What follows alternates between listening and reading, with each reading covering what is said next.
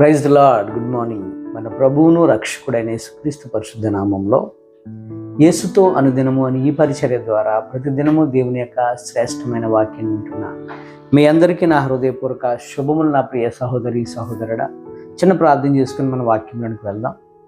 మహాగణుడ పరిశుద్ధుడైన మా తండ్రి, కృపగల దేవ, మహోన్నతుడా, ఈరోజు నాయన ప్రభువా, మీరు మాతో మాట్లాడుతున్న మాట ప్రకారంగా మేము జీవించడానికి నీ కృప దయచేయండి. నీకే స్తోత్రాలు తండ్రి. ఈ మాటలు ఉంటున్న నా ప్రియ సహోదరి సహోదరులందరినీ పేరు పేరుని మీరు దీవించి ఆశీర్వదించి నీ వాక్యముతో మమ్మల్ని అందరినీ తృప్తిపరచమని యేసు శక్తి గల నామంలో ప్రార్థించి వేడుకొంచున్నాం మా యెహోవా తండ్రి, ఆమేన్. God bless you. దేవుడు ఈరోజు మనతో మాట్లాడుచున్న మాటను శ్రద్ధగా ధ్యానించుకుందాం. మన యొక్క ఆలోచన విధానాన్ని బట్టి మన యొక్క వైఖరి ఉంటుంది. మనం ఏమైతే ఆలోచన చేస్తామో ఆలోచన మనల్ని ఏం చేస్తుందంటే, మంచిగా ఆలోచన చేస్తే అది మనకి మేలుకరంగా మన ఆలోచన చేస్తుందంటే మనం హ్యాపీగా ఉండగలుగుతాం. మనం చేసిన ఆలోచన ద్వారా మనం లాస్ అయిపోయామనుకోండి, ఉదయం అంతా కూడా చాలా వేదనకు గురవుతూ ఉంటుంది, లేవలేము. సామెతల గ్రంథంలో 17 అధ్యాయం 22వ వచనం మనం చూసినట్లయితే, సంతోషము గల మనసు ఆరోగ్య కారణము, నలిగిన మనసు ఎముకలను ఎండిపోజేసినని. మనం ఎప్పుడైతే సంతోషంగా ఉంటామో మనసు అంతా కూడా చాలా ఆరోగ్యకరంగా ఉంటుంది.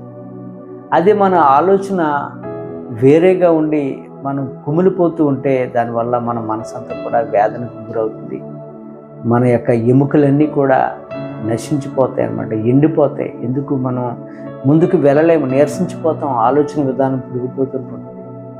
మన ఆలోచనే మనల్ని బాధకు గురి చేస్తున్న ప్రియ సహోదరి సహోదరుడు. మన ఆలోచన ప్రకారంగా మనం ఎలా జీవిస్తున్నామో, మన ఆలోచన పాజిటివ్గా ఆలోచన చేస్తే పాజిటివ్గా ఉంటుంది మన తీరు. అదే మనం నెగిటివ్గా ఆలోచన చేస్తే మన యొక్క ఆలోచన మనల్ని ఏం చేస్తుందంటే దిగజార్చిపోయేలా చేస్తుంది, మన యొక్క ఆరోగ్యాన్ని క్షీణింపజేస్తుంది. మనసులో నెమ్మది ఉంటేనండి అది ఆరోగ్యం.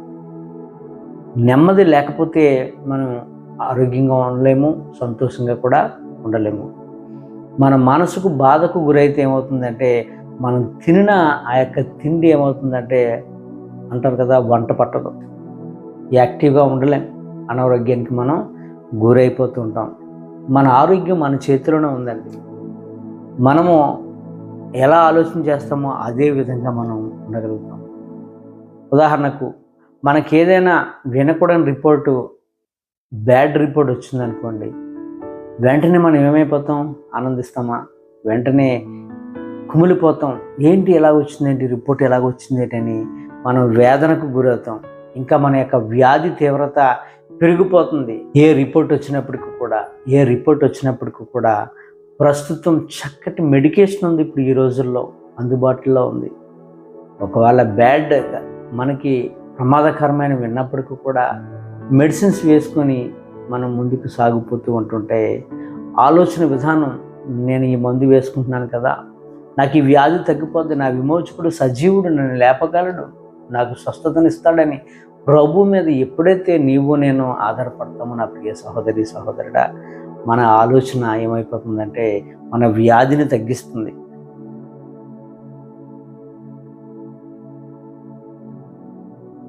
మన ఆలోచనే ఎలాగని పెరిగితే, ఎందుకు నాకు ఈ వ్యాధి తగ్గట్లేదు, ఎందుకు ఈ రిపోర్ట్ వచ్చింది, నేను ఇంకా బ్రతకనేమో అని కానీ ఆలోచన కానీ వస్తే ఖచ్చితంగా మనం బ్రతకమండి.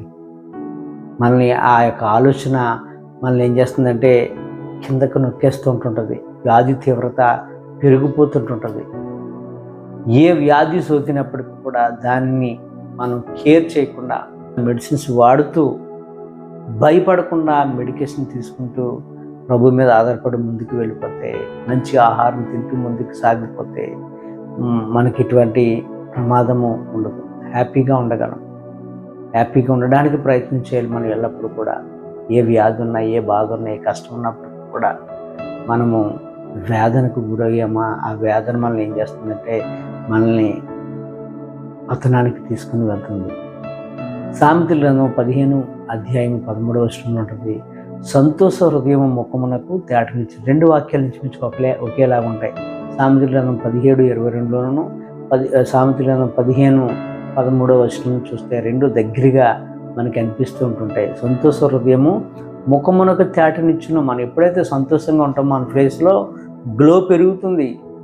మనోదుఖం వలన ఆత్మ నలిగిపోతుందంట. మనం ఆలోచించి మనం ఏం చేయగలుగుతామండి? ఏమీ చేయలేము.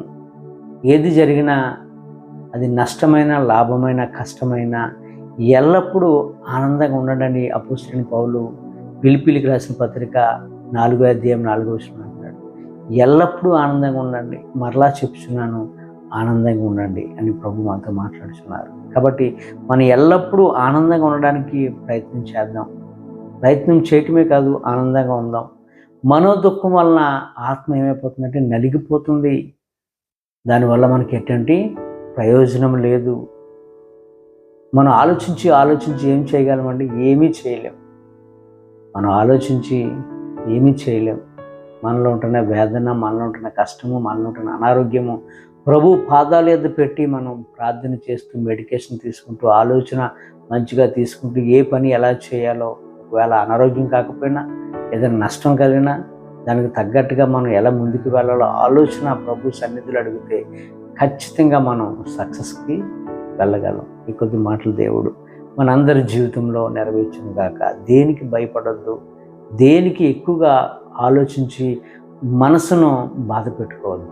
మనకు మన ప్రభు ఉన్నారు. ఆయనకి చెప్పుకుంటే అసాధ్యమైనది కూడా మనకు సాధ్యపరిచే దేవుడు. ఆయన తప్ప మనకి ఈ లోకంలో ఎవరున్నారండి? ఆలోచన చేయండి. ప్రభువుకి చెప్పుకుందాం, ప్రభుతో మాట్లాడుకుందాం, ప్రభువుకి మన విజ్ఞాపన తెలియపడదాం, మన అక్కర తెలియపడదాం. దేవుడే మన పక్షంగా వ్యాజ్యమాడే దేవుడు. God bless you.